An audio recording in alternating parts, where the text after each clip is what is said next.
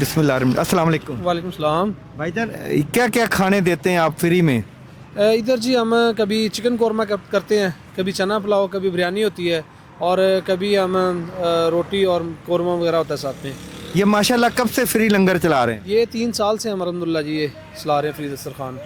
3 साल से। तो कितने लोग खाना खाते हैं? ये आप देख लें तकरीबन 100 से ऊपर लोग होते हैं डेली। ये देखें जी, यहाँ पे माशाल्लाह ये लोग 100 से ऊपर लोगों को खाना खिला रहे हैं और ये बहुत बड़ी बात है। क्या आप हमें भी टेस्ट करा सकते हैं? जी करवा सकते हैं।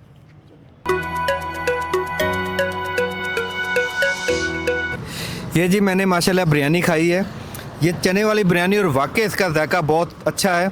और वाकई ये जो खाना बना के देते हैं ये वाकई हकदार तक पहुंचता है, जिसका हक है उसी को खाना मिलता है और बहुत लजीजा खाना है। और वाकई ये इन्होंने डिलीवर करके दिखाया है और 100 से 150 बंदा रोज़ यहाँ पे खाना खाता है माशाल्लाह जी।